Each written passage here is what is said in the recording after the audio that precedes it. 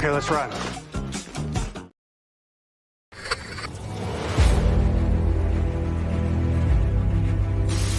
Your mission, should you choose to accept it. It's a quest. It's a quest for fun. Well, The Rock says, why don't we just cut right to the chase? Okay, now he wants to get together. Well, he wants to talk. I want you to do me a favor. I want you to tell all your friends about me. It's showtime, folks! What are you? I'm...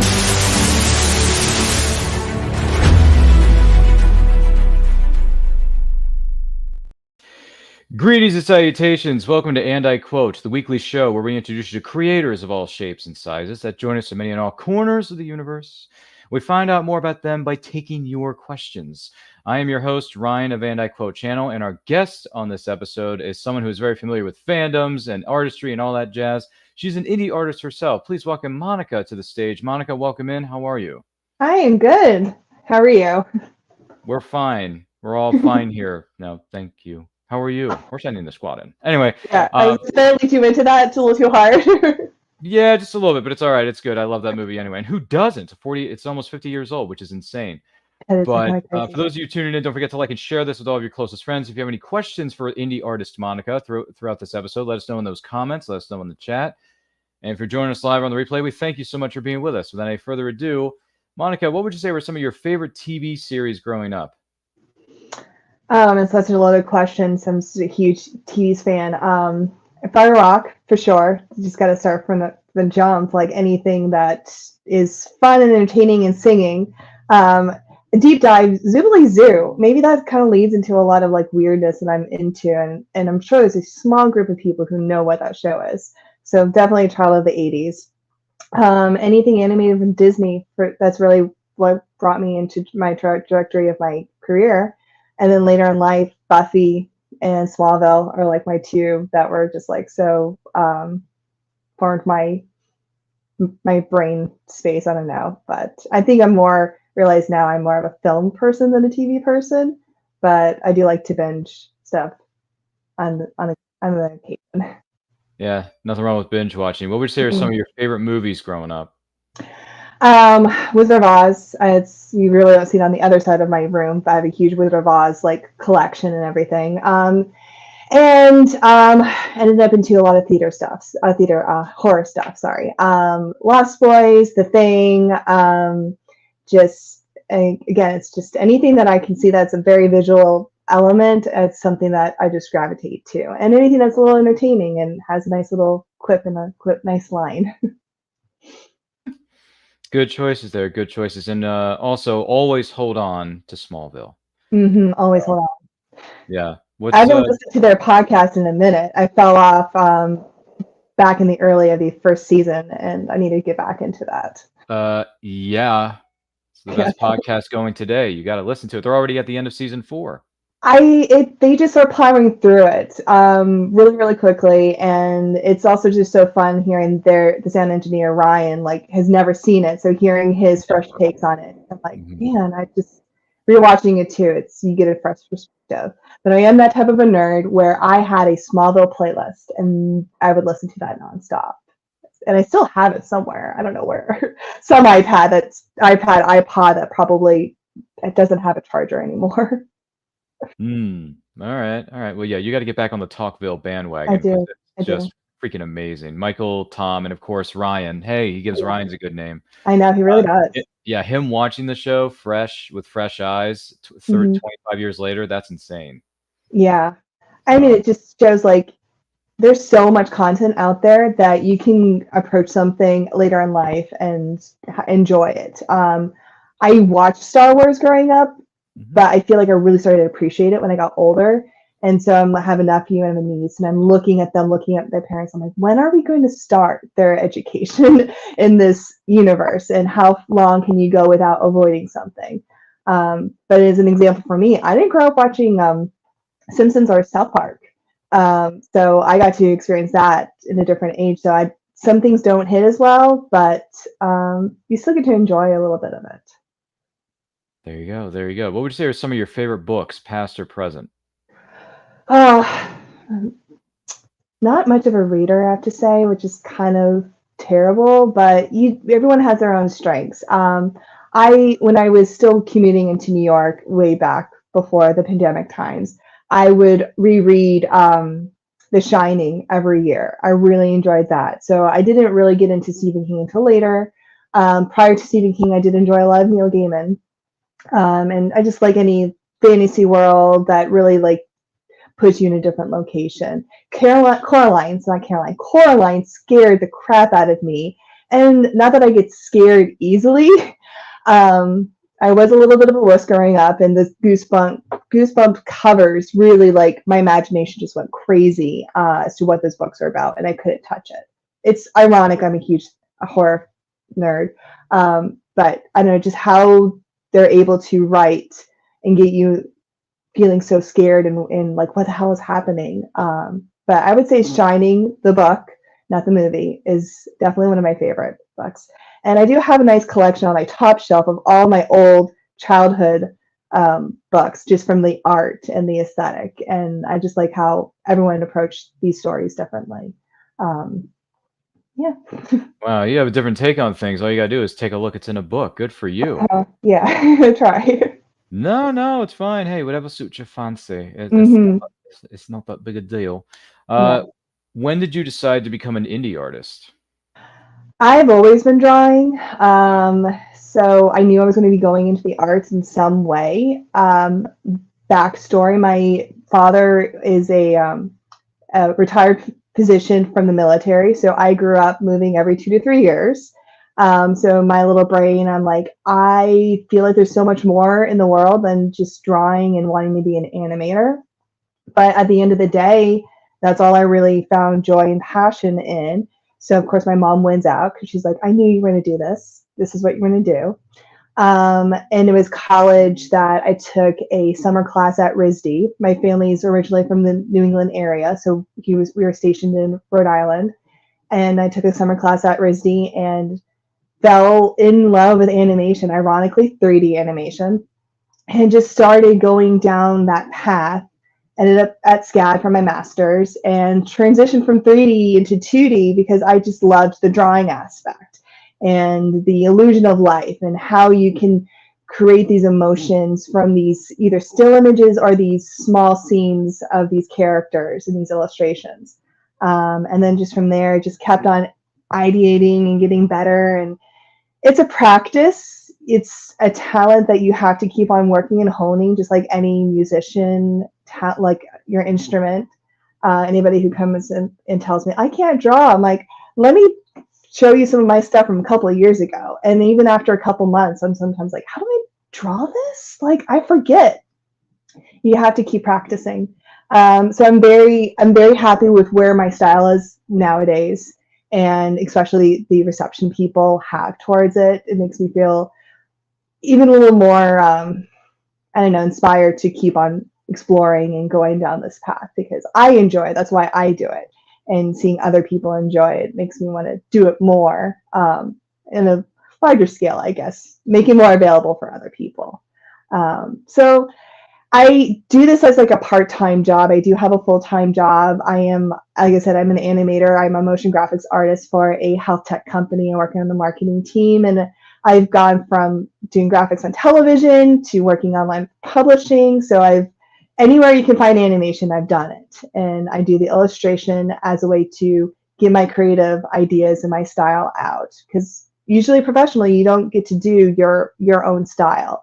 Yeah, the joy of being an artist is that you get to pick and choose what you can work with and who you work with, but sometimes you don't really have a say in the style. So you have to be able to do a different aesthetic that you're not comfortable with and execute it in the way that other people want. So at least as an indie artist, I get to do that myself. And crazily enough, people want that art and people want me to do commissions, which I'm not open for commissions. I'm sorry, guys. Not yet. We're still figuring that out. It's a time constraint, and I'm hoping, I keep on saying this for years, hoping to get it available for people. But yeah, so that's it. That's the long story short of Monikanimated. And yes, Monika does animate, just not as much. Well, that truly is a name that stands out from the crowd when you see it on banners and promotional materials. What's her name? Oh, it's Monikanimated. Oh, what? Yeah, No, it's a person. She's a person. She yeah. exists. She And just has a very unique skill set. That's all. yeah, the trip up is like, is there two A's or is there one A? I'm like, it's one A and it's a K. That's the most unique thing. My parents definitely wanted me to stand out, which is a blessing and a curse. Well, I mean, our old friend Dr. Seuss once said, "Why fit in when you were born to stand out?" It's hard. It's, when you get older, it's hard to think like that when you first hear it as a kid, because all you want to do is blend in. But now, ironically, I know I drive a pink Jeep, so people see me coming. You drive a pink Jeep? Does that mean I all drive the a pink Barbie fans go crazy when you're driving by?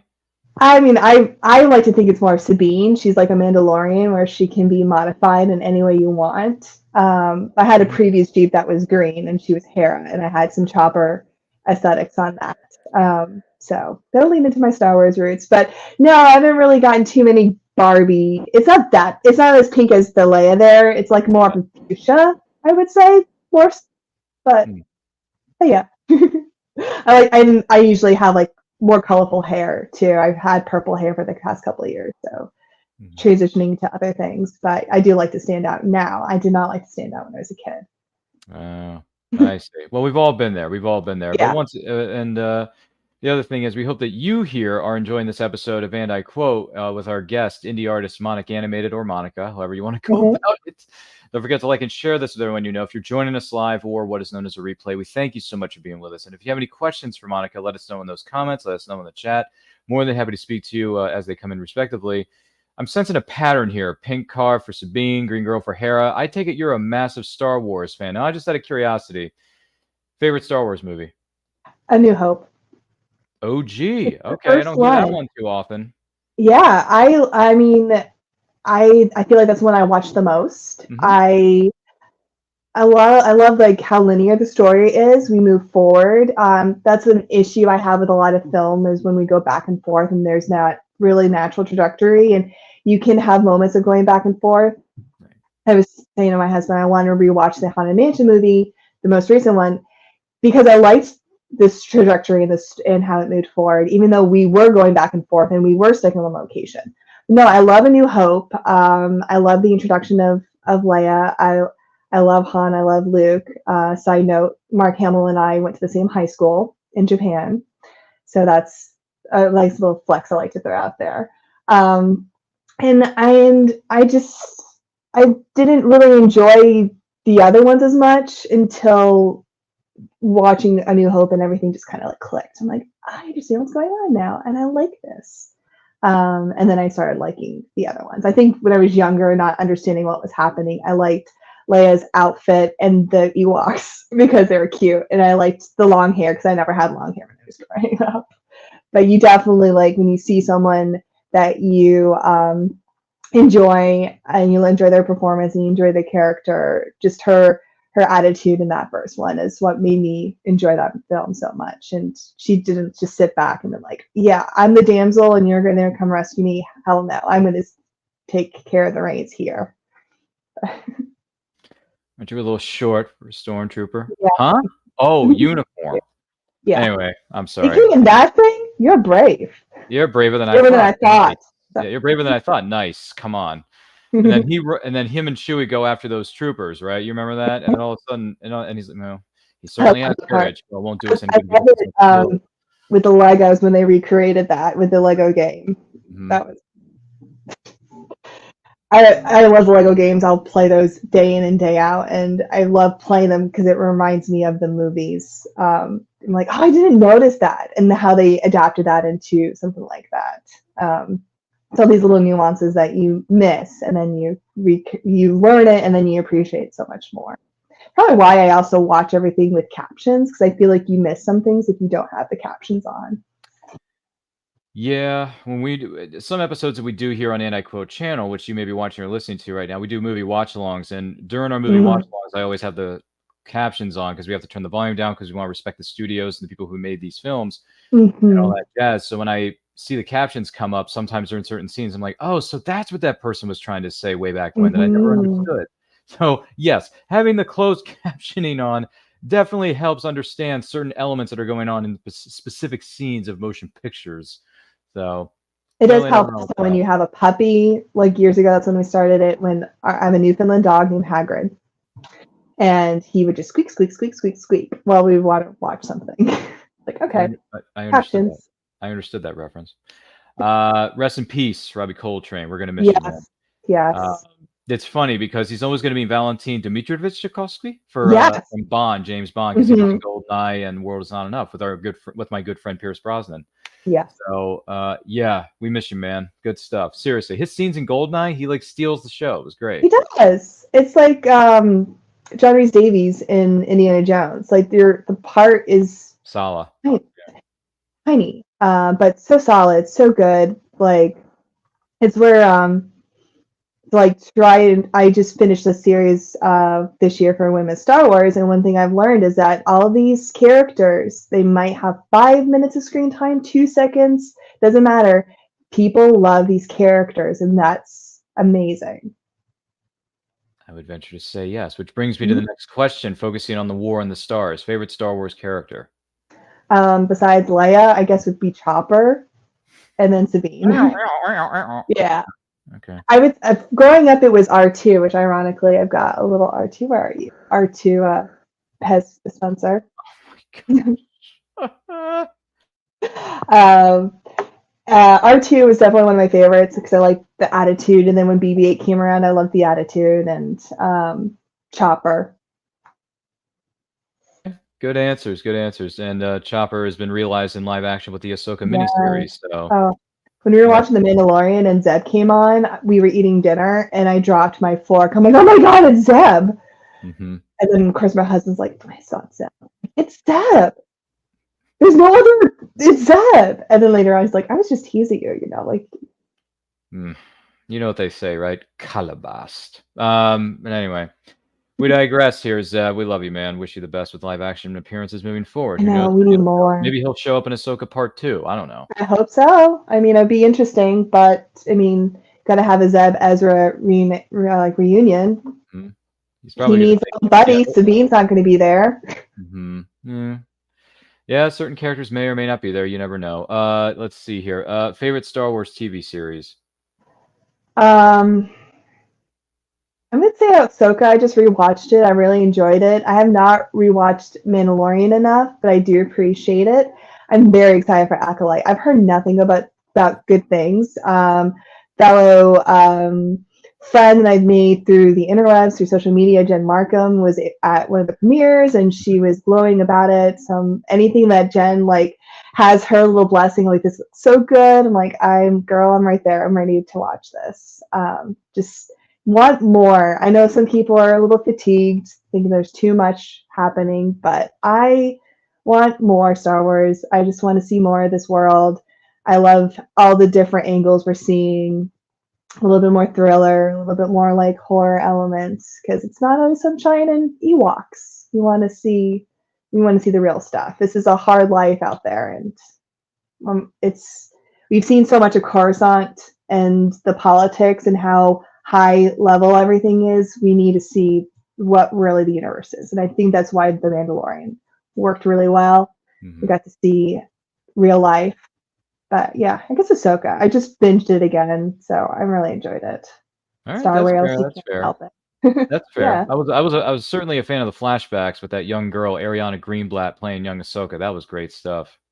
I think that episode just gave me chills the entire time. It was like we're actually seeing the Clone Wars come to life. We're not just seeing this on some animated show.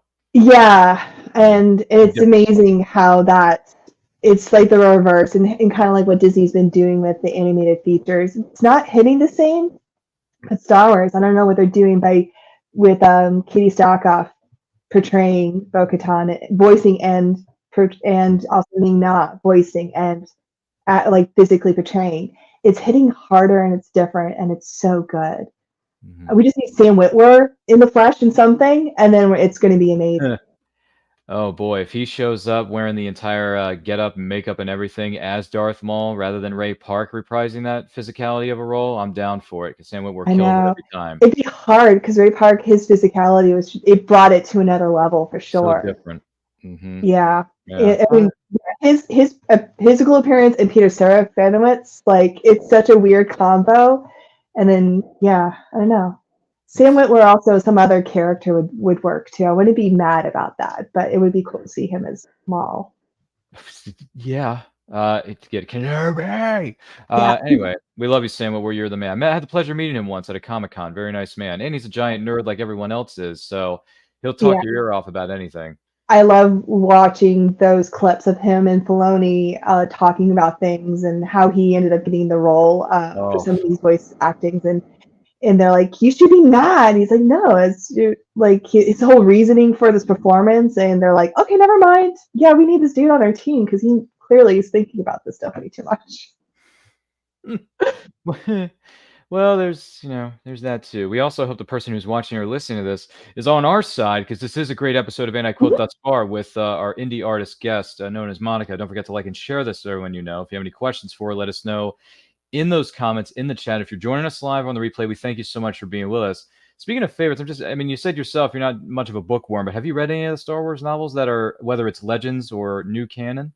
I did start reading one of the High Republic books, and I cannot tell you what the title is. Because I have two different phones in front of me because I just switched phones, and it could go digging, and I don't want to be rude and have people like watch me scroll through. It's the countdown one where each chapter we're counting down to this implosion, and I think it's one of the first books in the series. Light of the Jedi, maybe? I think so. I started it years ago, and this just shows how terrible of a reader I am. Yeah. Although I've been binging reading through Jujutsu Kaisen, so it's funny. I'll with the manga and graphic novels, maybe it's a visual element that helps guide me. But I think maybe sometimes I have a hard time sitting and just reading when I feel like I could be doing something else. I am a huge audiobook person, so I run a lot. That's the metals.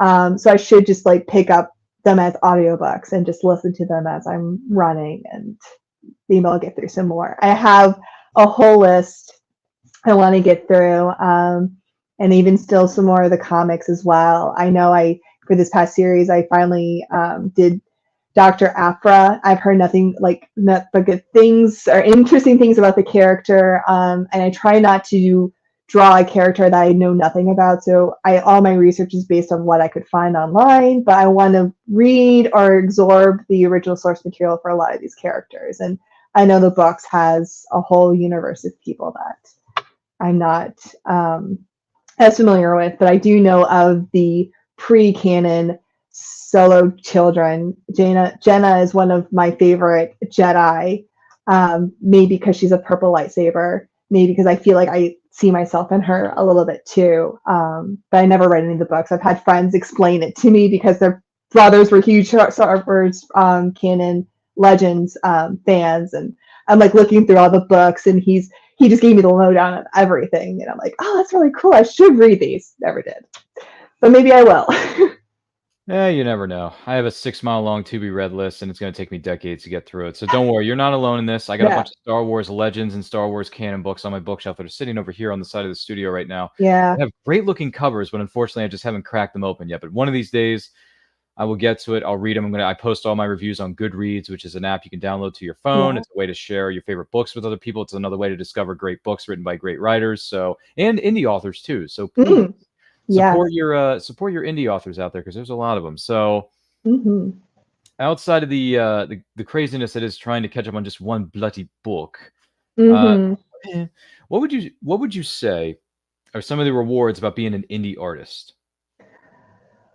I mean, it's really a guerrilla type experience where you have to make your own demographic. You're really doing everything yourself and figuring out the best way of getting your art out there, getting attention. And I think it's just having the determination just to try and either be that on there in person or on social media.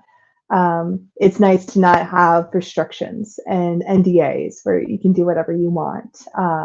But on the flip side, I feel like sometimes when with certain artwork that you're doing, you have that fear of like, is this going to be copyright because I don't really own this IP, but it's kind of like glorified fan art. But it's nice just to be able to express yourself without limitations, and you can take any project that you want that comes along, source out projects that you want to do or not. And yeah, it's the freedom. For me, it's not like my one and only income. It would be a dream to be able to do this full time and not have to worry about other supplemental income. But right now, it's a nice little like way to just express myself and explore and meet other people and hear how people enjoy the work, and also give some good tips and suggestions for the future as well. All right. You just got to keep living. LIVIN. Good Mm-hmm. words, good words of wisdom. Flip side of the coin, though, what are some of the biggest challenges about being an indie artist? The social media element. It's like it's a dual sword. Is like it's great that you can post anything anywhere, but the downside is like getting your reach. As you might be aware, as well as another content creator person, it's the algorithm is constantly changing, and then the limitations on specific social media elements are constantly changing, and just getting people to see your stuff. I have a sizable following on TikTok because I went viral a couple times. On average, I only get 200 views, and that doesn't make sense. And then same thing with Instagram. My growth will go, and then it'll stagnate, and now they want to pay. You want you to pay membership for people to see your stuff, and it's not organic. So that would be the hardest part. I live in Delaware now. I used to live in New York, but even in the two locations, it's the same. You're on the same level playing field with social media. When I was in New York, it just still didn't matter because there's a whole other people there. But if in social media, if people see you, you're seen. But if you can't, no one can find you, which is the most heartbreaking thing. And I think that's the most important thing about being present in local events or trying to go to larger shows where people can discover you, and hopefully things can lead to other elements. Oh, absolutely, for sure. It's a big jungle out there, so we're just trying to Yes. get seen, right? It's trying to be like the billionaire, man with a lot of toys, Batman. You shine your signal up in the sky, and then people Mhm. take notice of you. But until you have that bat signal, no one really cares. Yep, exactly. You know? I mean, sometimes it's also about timing, about being found, and even within getting any job. I'm finally getting my foot in the industry. I was just emailing every single studio. I'd be like, hey, do you need an animator? Do you need a motion graphics? And it worked out. Right time, right place. An indie artist needed me to do some animation work. And then from there, like you move on to the next job and you move on to the next job. But yeah, sometimes it's timing, sometimes the right place, right time. And you just got to keep on grinding, which can be exhausting. And you feel like no one cares, but you care. And that's the most important thing. Well, that's very, very, very, very true, is what I'm trying to say there. Good gracious. What pieces of advice would you give to aspiring artists? Keep creating. If you are an illustrator, animator, foundations in figure drawing is very important. Even though you might not be drawing in that style, it's just good to know proportions and movement and everything. It's just you will build upon that. Don't worry about finding your style immediately. Look into what inspires you and what you like, and just start working it out. It's going to take time. That's the other thing. Art isn't an overnight success, just like learning an instrument, as I said earlier. You have to hone it, you have to work on it. Some people are incredibly talented and it's very annoying, but you do have to practice and just don't give up. We all have bad drawing days. I have terrible sketches in my sketchbook. I have terrible sketches on my iPad, and you'll have a good day and you'll have a bad day. And then just keep going through, and you will improve. You might not see it immediately, but you will improve. And also reach out to artists. There's a lot of us who don't gatekeep. There are some people who do gatekeep, which is unfortunate. But on the whole, I would say a lot of us are interested to help lift other artists up and we will be real with you. We will be kind, but also realize we're not going to sugarcoat. It is a hard industry to be in, but if you practice, if you work hard, and you've got a great personality that shows like, hey, I'm doing this and I'm putting in the work, people will see that. So just don't give up. Just keep on doing it if it's your passion. And even if it's not what you can do right now, just keep on working it on the side, because not all of us is doing this full time. There you go. Very well said. Thanks for sharing that with us. Once again, we are here with indie artist and Star Wars fan to the nth degree, Monika of Monikanimated. Don't forget to like and share this with everyone you know. And if you're watching us live or on the replay, we thank you so much for being with us. If you have any questions for Monika, let us know in those comments. Let us know in the chat. Maybe we could talk. Maybe you can ask her more Star Wars questions, because I think she knows a thing or two, because she's seen a thing or two. But outside of that, I want to talk about something with you. So I'm going to share something with you and for the person maybe watching or listening to this. This one right here, I believe it's Leia Organa. I'm just curious. How long did it take you to put this together? And is there a story behind this? All right. So actually, it's so funny. I wish I had more pieces of this. This has been an iteration for a couple of years. So this year was the 4th year of me doing Women of the Galaxy, Women of Star Wars. This was part of the first year. Usually on May the 4th, I want to try to do a Leia specific piece. This year I did a Padme. So this was a Leia, we can do it, Rosie the Riveter type pose. It is a paper cut piece, but originally I have it as it was just a digital illustration. Did not look like the style whatsoever, completely different aesthetic. And I reworked it until I got to this style. It's actually a pretty sizable piece. I have it up on my wall.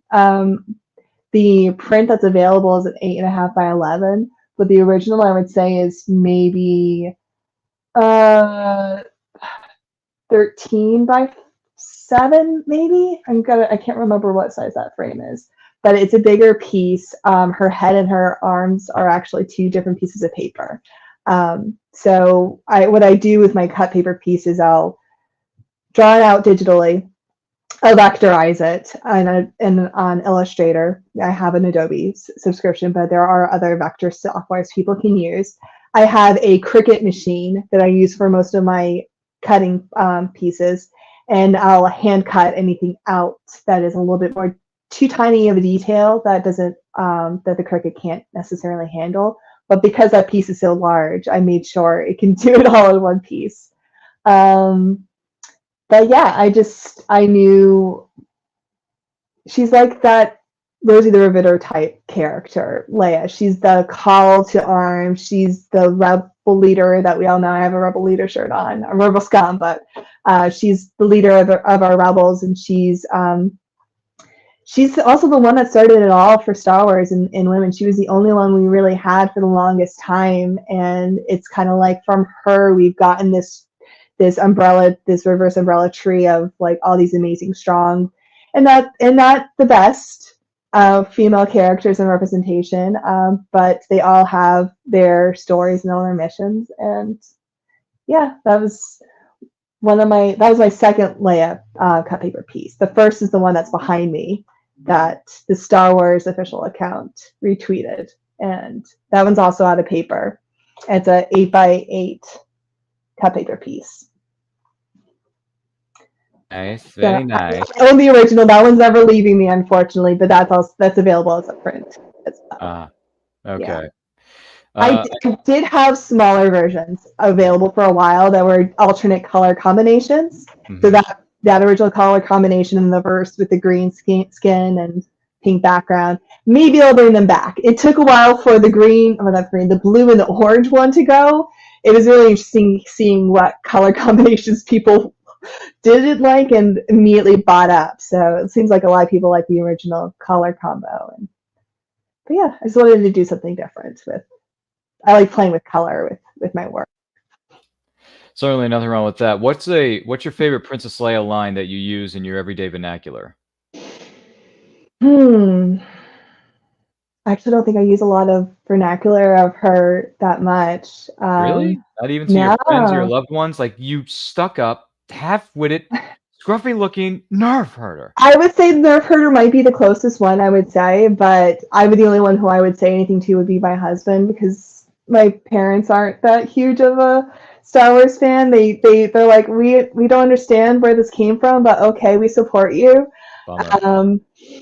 But I mean, I'll make random quotes, lines that people don't understand. But the most common quote that my husband and I will say back and forth is actually from Hot Fuzz, and it's a variation of the how about them geese, huh? It's just the one goose actually, or the one swan actually. How about them swans, eh? It's just the swan. So we'll do a variation of like, how about that, whatever. It's just the one actually. That would be the thing that we quote the most. And I would say the second one would be like, I've been thinking, dangerous pastime. Like, I know, but it's funny how our quotes are more so of a banter type thing instead of a one like nerf herder. If anything, I might be yelling at my animals like scruffy nerf herder, but not really. That's fair. It's Yeah. fair. Whatever works. How about this? Now, there's a sequel coming out later this year that we didn't expect to see 36 years later, but Yeah. Maitlands are here. So how did this all come about? I mean, I'm also a huge horror fan and whatnot, so I've been doing lenticular art for at least the last 2 years. I have a piece that I bought years ago that is a sun on one side, and when you move on to the other side, it's the moon. And I'm like, it actually started with the Star Wars series. It started with Bo-Katan, and I wanted, when I was doing her illustration, I didn't know if I wanted to do her with her helmet or without her helmet. I did her with her helmet that year. But I'm like, I want to do both, like Vader and Anakin in a piece, Bosch Leia with the helmet, without the helmet. And it just kind of started into the series like, well, who else are these characters that you have these two versions of that you want to see them both in one piece? So it kind of ties a little bit of my animation like background with this, even though really you're the one moving from one side to the other, but making sure the transformation of one image to the other works. So obviously I have a series of Star Wars. I've got the Maitlands. So we've got the Maitlands in their normal, not alive form. And on the other side is their practiced scary form. And then also I have a smaller series of the villainesses, because apparently I didn't realize there's a lot of villainesses transform. We've got Ursula into Vanessa. We've got Yzma into the cat, the evil queen into the hag, Maleficent and her transformation. So it's fun playing with that, and especially back to the Star Wars. Anybody who has a helmet and then their helmet comes off, you get the best of both worlds. So I did a hunter, and he finally went home with somebody, but it sounds like a lot of people want the rest of the Bad Batch. And I'm like, yeah, because you got two elements of them. They're in their armor, and the helmets are so full of character, and then without the helmet, there's still so much character that people enjoy. Nice. Are you excited for Beetlejuice too? I'm conflicted, because I know the guys who wrote it are Smallville dudes, Alan Miles. Yep. I'm excited because it also comes out the day before my birthday, so look at you. And then the day after my birthday, I'm seeing Rob Zombie and Alice Cooper, so it's going to be a great week. Yeah. School's out for summer. Never gonna stop. There you go. I know. Living Dead girl and Dracula is awesome. It'll be my second time seeing them both together, but it'll be my third time seeing Alice for my birthday. Yeah, I'm enjoying the aesthetics. I actually I haven't watched Wednesday, so I have to watch that. And I know I've heard good things about it. But I'm just excited to see Delia again and her creative weirdo-ness. Yes. I do wonder if they're pulling elements from the musical, because that's something we haven't really touched on. I'm a huge theater nerd, and I never got to see Beetlejuice on Broadway, but I do enjoy the soundtrack a lot. And a lot of the themes it seems like they're going to do in this is similar to what Lydia does in the musical. Whereas her mom had died and she wants to go find her in the nether realm. And it sounds like that's what they're going to do with the grandfather and Astrid wanting to go find her. And I guess Beetlejuice is going to be Lydia's accomplice in getting over there, but not necessarily like our old school cartoon Beetlejuice. Lydia duo, but yeah, I don't know. I'm open to it. I'm trying to not have any expectations, but I don't know. I've been looking for it, but I'm like, I don't know. Sometimes things are better left alone. Maybe because the Maitlands aren't there. Maybe that's the reason why I'm like, oh, I miss the Maitlands. I love Gina Davis.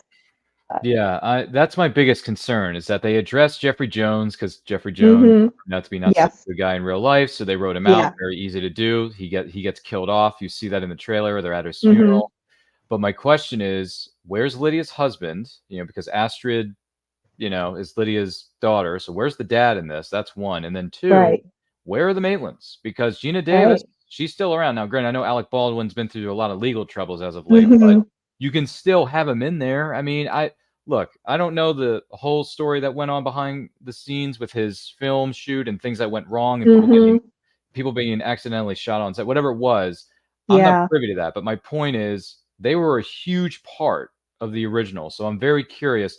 Did they go off to heaven? Did they go deeper into to the nether realm? Like we don't know. So who knows? Maybe they're hiding it from us, so it could be a big, nice surprise later on in the movie that they're saying, "Hey, the Maitlands are still here. They were just, like Otho says, oh, they're here. They're just hiding out."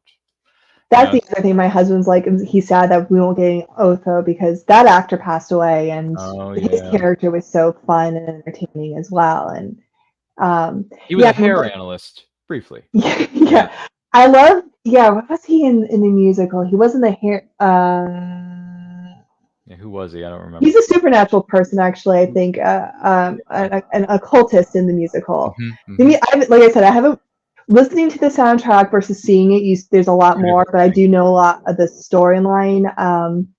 That there's a little bit more that is going on with the Netherrealm and Juno and Beetlejuice. So I won't ruin that for anybody who might be seeing it when it's touring and whatnot. But yeah, it's interesting. It looks good. We were thinking the Justin Theroux character might be Lydia's dad, or maybe Lydia's partner and Astrid's dad, or whatnot. And then Monica Bellucci's character. I'm like, first of all, I haven't seen you in something in a very long time. Yeah. Also, yay, Monica's, yay. Yeah, where have you been? I know. We were talking about it last night, and I'm like, I think the last thing I saw her in was the Brothers Grimm movie with Heath Ledger and Matt Damon, which no, she's a lot more after that. The last thing I saw her in was the James Bond film that no one talks about called Spectre. Okay, she was in that one, and I think my husband said the last thing he saw her in was maybe some Gerard Butler or Clive Owen epic action adventure film. And I'm like, Shoot 'em Up. It was called Shoot 'em Up. Okay. And my mind went to like the 300 or some gladiator type movie or something, because in my mind those are the only two I could think of besides Phantom of the Opera with Gerard Butler. I'm like, ugh. But yeah, so it'll be interesting. Will we see it in theaters? I'm not quite sure, but it is my birthday weekend, so might as well. Possibilities are endless. Yeah, exactly. Yeah. Well, I hope you do see it, and all you gotta do is say it once, say it twice, 4 times a charm. Hey, bring your kids down here. Here we got plenty of snakes and lizards for them to play with. There's no problem with that at all. It is great seeing Michael Keaton in the role. 30 years later. 30 years later. It doesn't look like he skipped a beat. So, and that's what's so great about him as an actor is you don't expect it from him. Yeah, there's that. But like, he's Batman and Beetlejuice. Those are two completely different characters.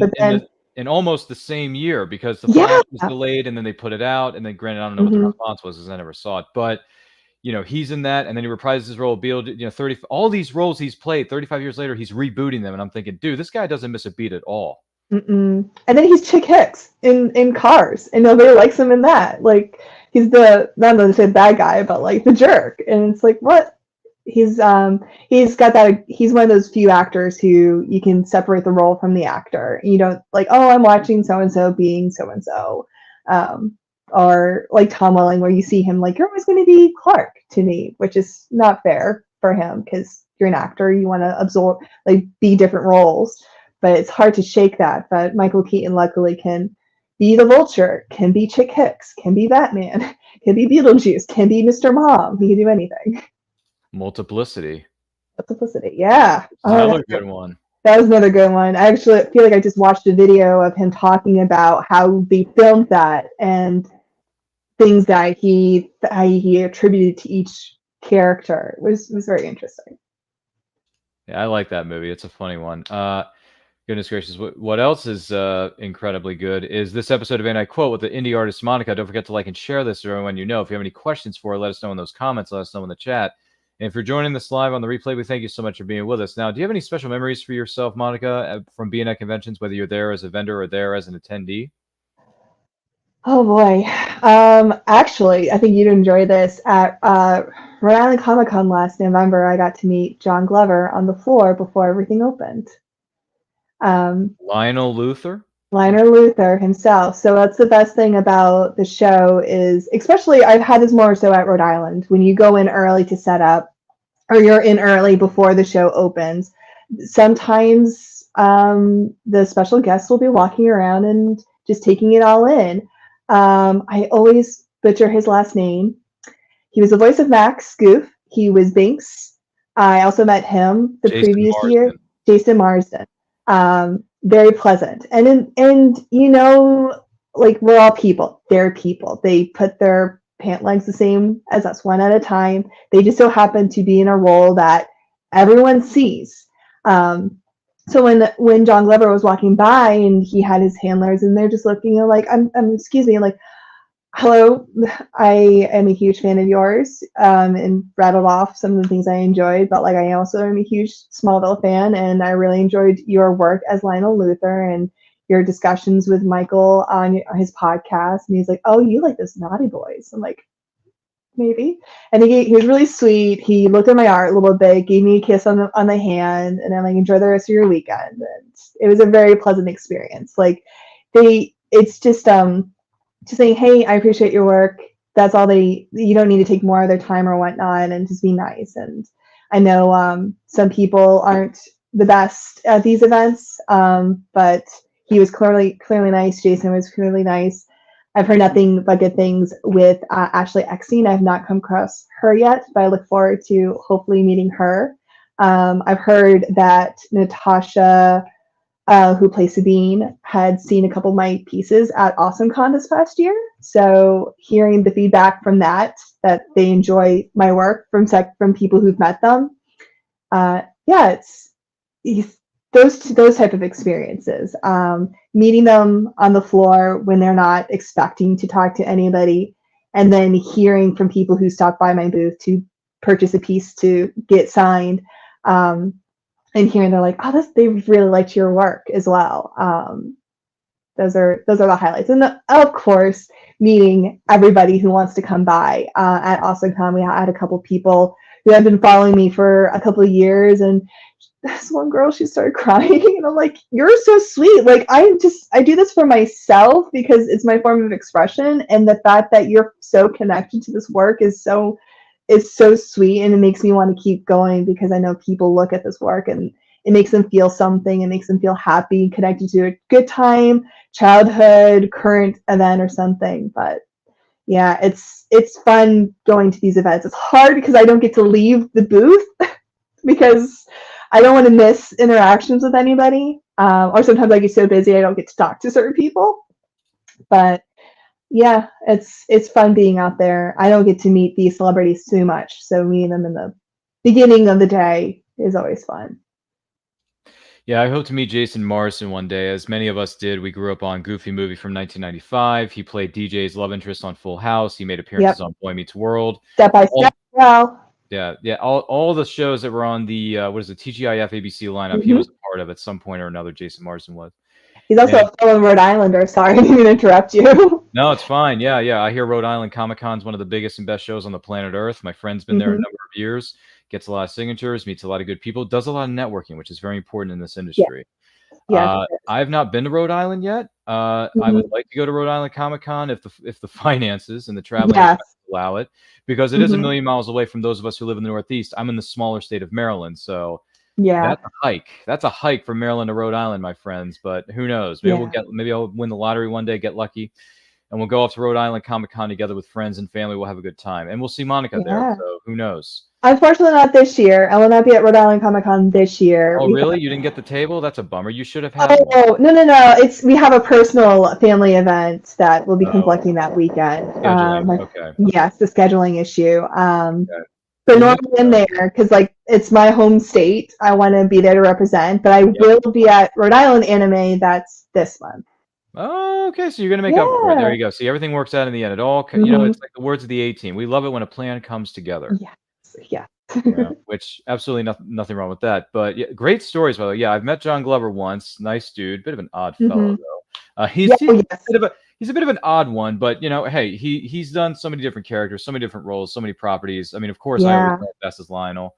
We got a selfie together in my pre Smallville costume days. I had a Smallville outfit. I was wearing the jacket, the shirt, the jeans, and all that. But this was before I actually got the official Smallville red jacket that Tom Welling wore, and the blue shirt, because someone was dressed as him at the convention that I saw him at. And I said, hey, just wondering, where'd you get the jacket, man? Because that looks like it jumped right out of the show. He says, oh, I got it from... So that's another thing about connecting with other people in under industry. You get to find out where they get the pieces of their costume. So in this case, I needed the jacket, which came from overseas. I got it. Shipped it over here. I got it now. I can wear it to Comic-Cons. I can wear it during the seasons when the temperatures are appropriate. Oh, yeah. And it's a good everyday, you know, if it's a cool, I would say, not cold, but fallish.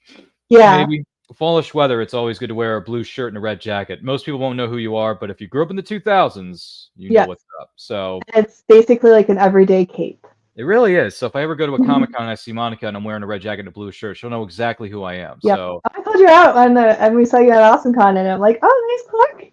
Yep. Tom and Michael liked it, especially Michael. Michael liked it. He looked at me and he was like, dude, you look great. I was like, thanks, man.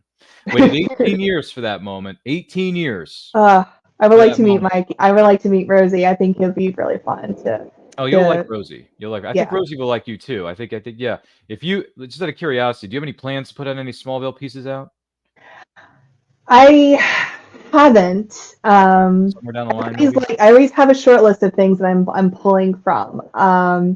It's hard because sometimes like you start working on some pieces and you're like, is this going to be anybody interested in it? And sometimes people just keep on asking for the same thing over and over again. The most requested one I've been asked for is more Muppets because I have a Kermit that's best selling. And it's also challenging because even though Smallville is my favorite and Superman is technically my favorite DC character, I like to try to do women, female characters of the series. And there really isn't a lot. We got Lana, we got Lois. We kind of have Chloe. You got Supergirl. You got Kara. We got Kara. But maybe I'll think about it. I try to plan my year. So this year I've really looked at every single month to see what I can do and what is kind of special about each month that I've done in the past or anything that's significant. Because May is May the 4th. I try to do it in the Star Wars. April is usually the first the start of the school year for Japan and anime. So I did an anime series of Sailor Moon and Bulma and Haruko from Fooly Cooly. So I just try to find things that I know I enjoy. And comics, DC, Marvel is always a weird, where do I want to fit them? And then also who do I want to include? And that's always the hard thing is who do I want to include? And unfortunately, some of the dudes, I could always do some gender bending stuff, but I don't know. I have to think about that. All right. Well, Supergirl's out there, so you got. I mean, Laura Vandervoort does tons of shows a year. So she does. She's awesome as well. She's great. I've met her. Fantastic. She's one of many of the beautiful women on Smallville I wanted to marry. She's just one of them. I wanted to marry Laura. I wanted to marry Erica because she played Lois brilliantly. Love her to pieces. Erica's awesome. I haven't met Kristen yet. Kristen's still on my list. So once I meet Kristen and John Schneider, who portrayed Jonathan Kent. Oh my gosh! When they had the Dukes of Hazzard reunion on that episode, I geeked out. Well, that was of course the Margot Kidder when she appeared with Christopher Reeve, and oh my gosh! Yep. First Comic-Con I ever went to, Margot Kidder was the first one I ever met. Wow. First convention I ever went to, she was the first one. Because the reason I went was because I found out she was going to be there, and they were going to have tables and cosplays and all that stuff. And we were on vacation at the time, so I told my parents, can you please drop me off at the convention center? I really want to go. I've never been to one before. I've heard good things about these events over the years, but I've never been. And I was late to her panel, but I ran right in there, got my ticket, got my badge, the whole nine, sat down at one of the back rows of her panel. And I asked her probably like 5 or 6 questions. She answered every single one of them. She didn't care. She answered every single one. And then once that was done, she took a little bit of a break and goes over to her booth, take some time to meet the fans and all that. Walked up to her and I said, Margot, I just want to tell you, like, thanks again for answering all my questions. I appreciate you. Thank you so much. And then she signed a Superman 2 8x10, because she has all celebrities have 8x10s at their booths. Yeah. So she had a shot of her and Christopher Reeves in Superman 2. And I'm like, well, Superman 2 is my favorite of the two. So there you go. I said, could you sign it? She's like, yeah.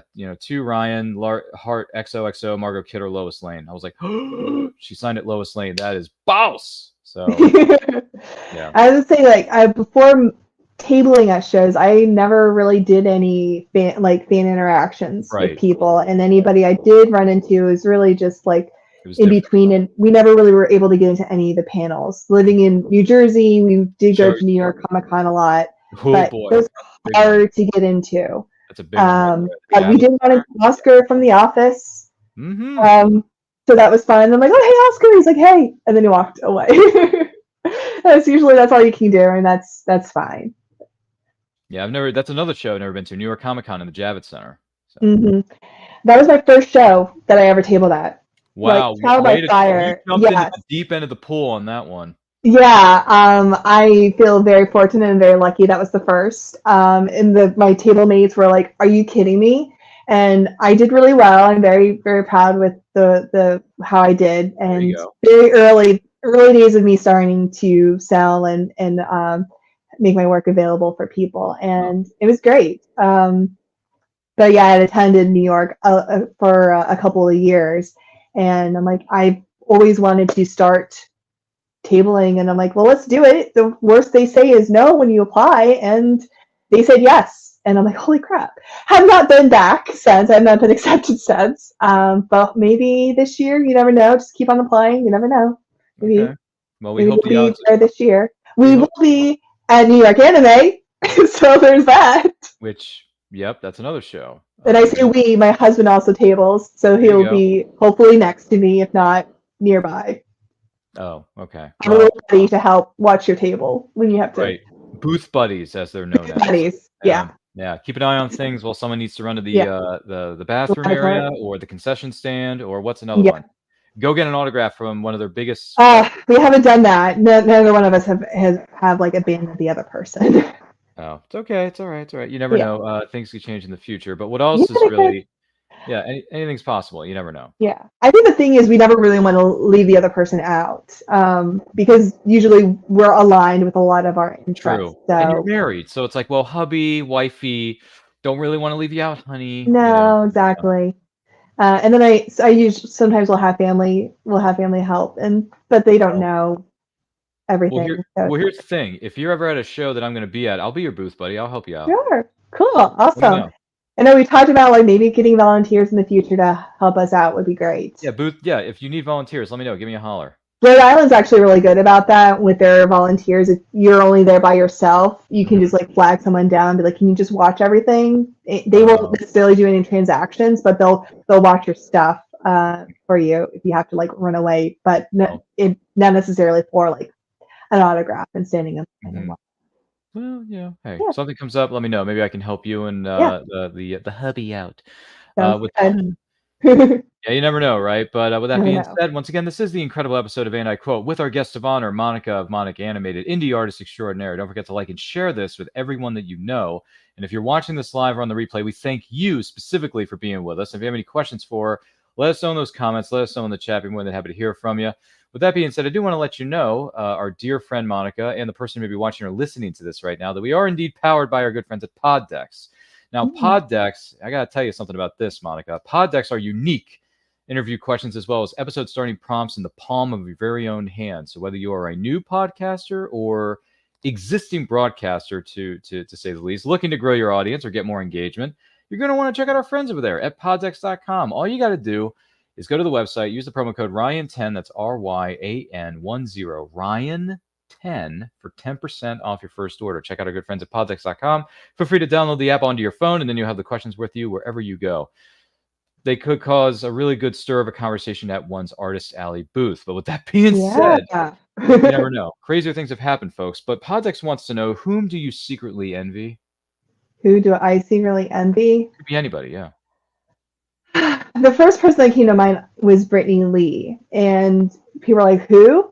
So she is a artist at Disney Animation Studio. She is most notably known for being a costume designer for Elsa on Frozen, and she's also a paper cut artist. And she's the reason why I got into paper cut art, because I love her art so much. I have one of her prints looking at me right now. It's one of her siren pieces. And envious in just the sense that, like, I just love her work so much that I try to attain to that level.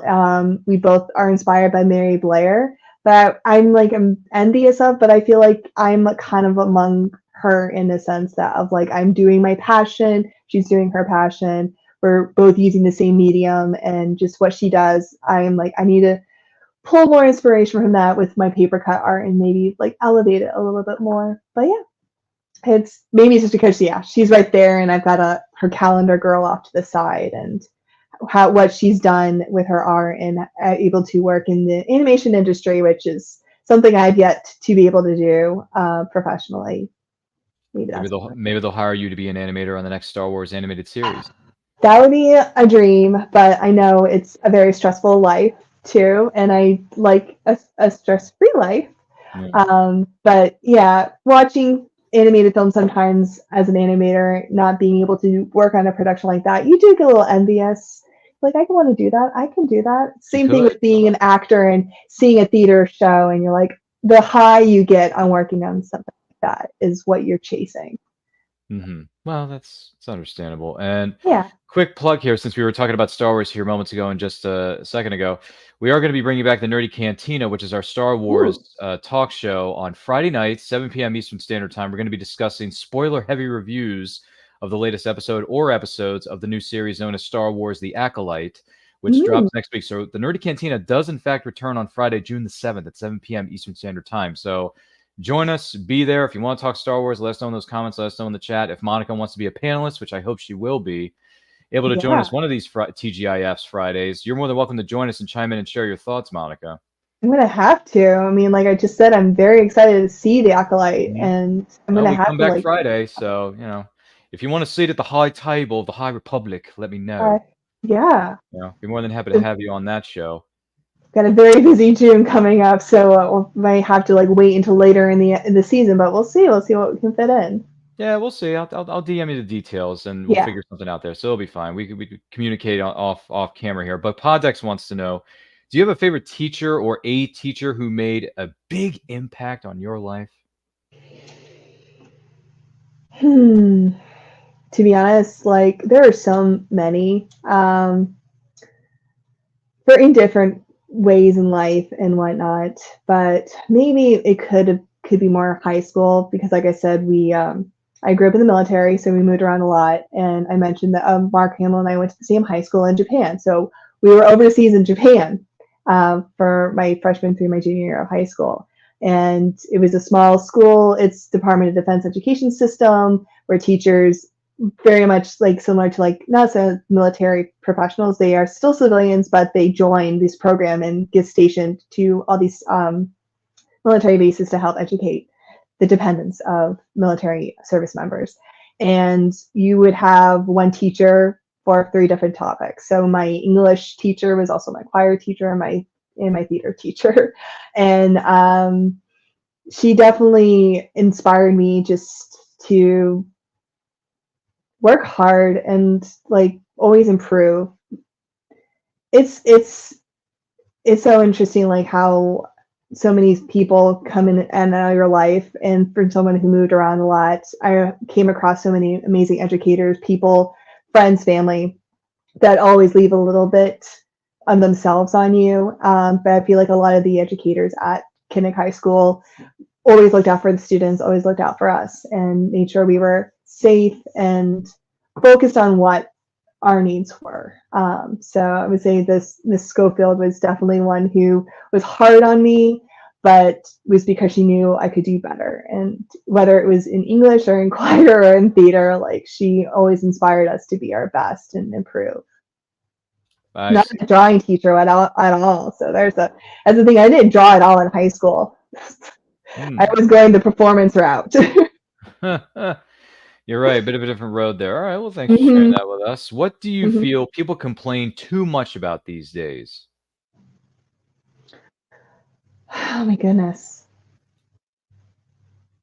I feel like there's a lot, but nothing's coming to mind at the same time. I know I complain about traffic, but I don't think it's too much. I think it's the right amount, but maybe it's because I moved from a place that was overpopulated and a lot of traffic, but now I feel like people say we complain about the traffic too much because people are too focused on their phones. So I don't think it's what people complain about. Maybe it's what I complain about too much. All right. Well, no one likes being stuck in traffic, no matter where you are in this country, anyway. Especially when the green light is on and the person in front of you is like clearly like looking at their phones. Like you're driving. That's your number one activity right here. Not on your phone, please. Yeah, hands-free, ladies and gentlemen. There are devices that allow you to do that, and there's headsets or earbuds that you can put in your ear. So, and also, whatever is happening on your phone is not that important. Yeah, so try to keep that in mind when you're driving down the roads, or the streets, the highways, the beltways, whatever you want to call it. I don't know, 695, 83. With that being said, did your childhood shape you into who you are today? Would you say? Absolutely, yes. I mean, moved around every 2 to 3 years, so you got used to moving around and knowing that you're going to be meeting new friends. And if you wanted to make new friends, you had to put yourself out there, which is kind of scary. As extroverted as I am, I can be very introverted and very shy when I don't really want to be around people. But yeah, and then you're in different locations in different places and you get to experience things. We lived in the Middle East in the 90s. And lived in the South and in Tennessee, and we lived all up along the coast of the East Coast. And then I lived in Japan, and then I got to travel every time we were overseas. Got to go to Australia, got to go to China, got to go to other parts of the Middle East, got to go to Germany and Austria. So being able to experience all of that in a young age, under 18, it's a lot. And then you really have a bigger world picture of what's happening. And I feel like I probably took it for granted when I was younger, but now I appreciate the experiences. It wasn't easy.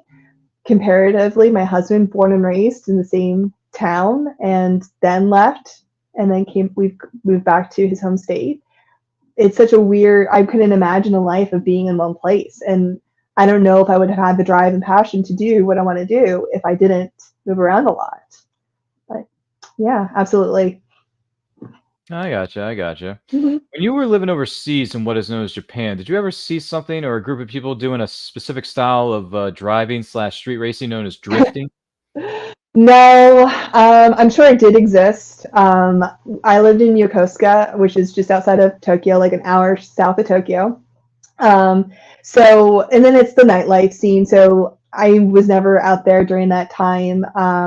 But I'm sure it existed. It was early 2000s, so I have no doubt it happened. But I did not witness it. Just curious. Yeah. Just curious because it is one of the better. Base. That would not have happened on the military base.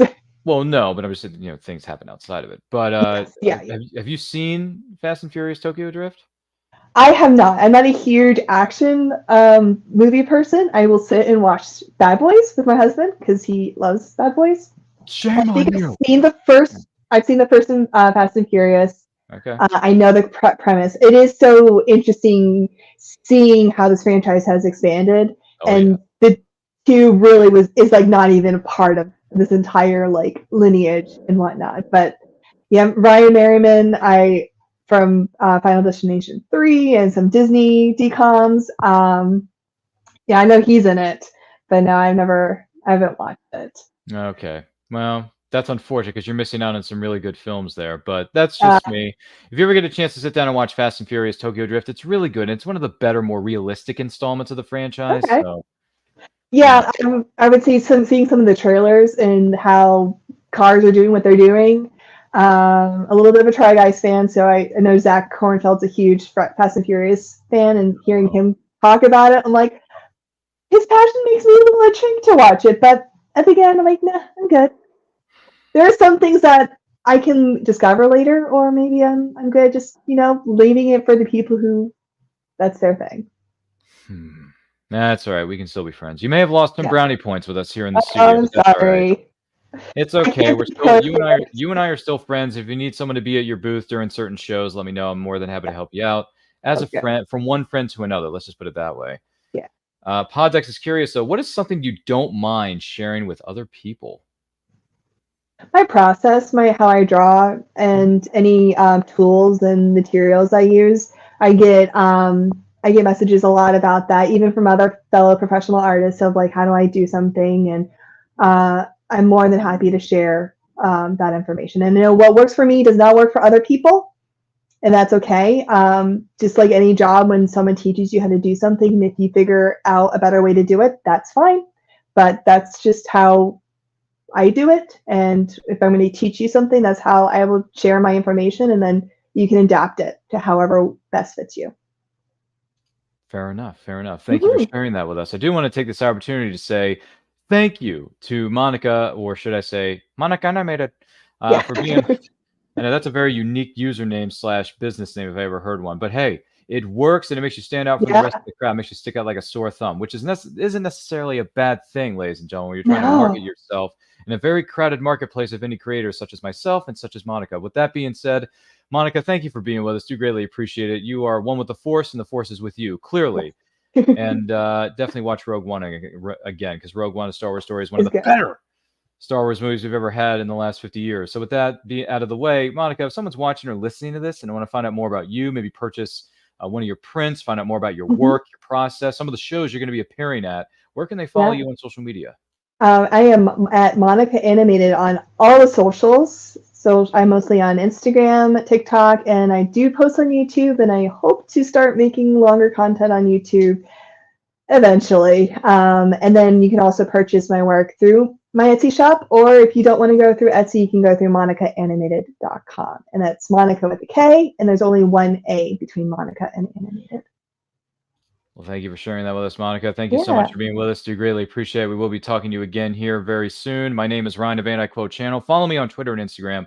Personally at RyanRPM5. You can follow us across all forms of social media, whether it's Facebook, Twitter, Instagram, TikTok, all that stuff at And I Quote Channel, and on YouTube as well. Links are located to where you can follow Monikanimated and myself are located in the description below, so make sure you check out those details there.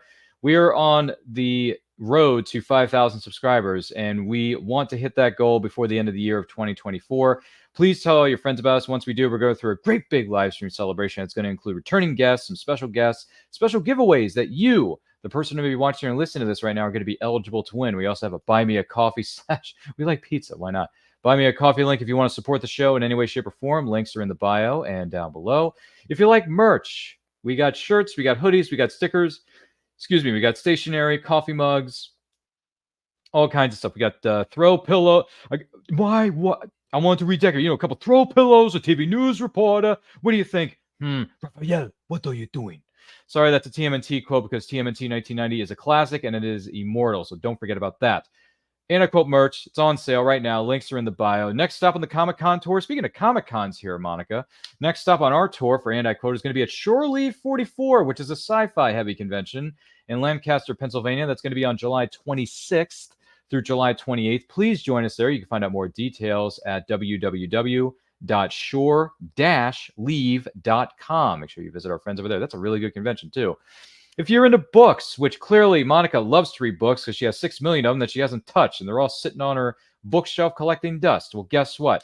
If you like sci-fi and you like robots, like, what's that robot that was very famous way back in the day? WALL-E. We got the Robot Galaxy series written by our good friend Adina Mignona of the Big Sci-Fi Podcast. So buy those copies of the Robot Galaxy series on Amazon, Barnes & Noble. Buy directly from the author herself at adinamignona.com. Now, if you want something that's a little bit more hard sci-fi meets AI intrigue, please check out the book known as Lunar Logic. Once again, that's written by our good friend Adina Mignona. You can purchase copies of that book or ebook on Amazon, Barnes & Noble. Buy directly from the author. Support indie authors because we all support each other. And a rising tide does indeed lifts all ships. With that being said, like, comment, share, subscribe, ring that bell to be notified when our videos go up or they go live. We got movie watch-alongs on the weekends. We got the Nerdy Cantina coming back on Friday night, 7 p.m. Eastern Time, talking all things Star Wars, and the new series, Star Wars The Acolyte, which apparently is going to be featuring Trinity from The Matrix, X-23 from Logan, and Rue from The Hunger Games in the same show. I don't know how that happened, but we're glad that it did. Stay tuned for that. And remember, life is better when supporting indie creators of all shapes and sizes. Take a look. Famous Faces and Funnies in Melbourne, Florida is leading the way in pop culture fun. From comic books and graphic novels to Funko Pops and collector's items, Famous Faces and Funnies has it all. Rick Shea and the professional team at Famous Faces and Funnies are friendly and knowledgeable. Whether you're looking for toys, props, collector treasures, or a new comic book, Famous Faces and Funnies is your one-stop shop. To find Famous Faces and Funnies on Facebook and Twitter, just type at FFF Comics.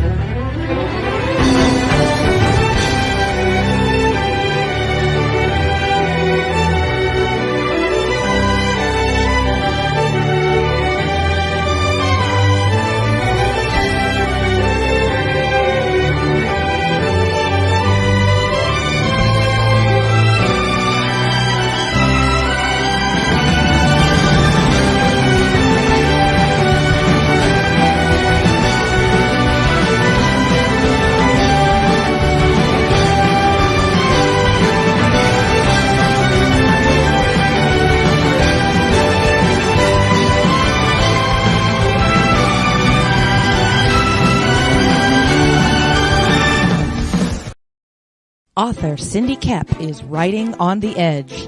Books include Remnant in the Stars, The Loudest Actions, Lines of Succession, Mindstorm,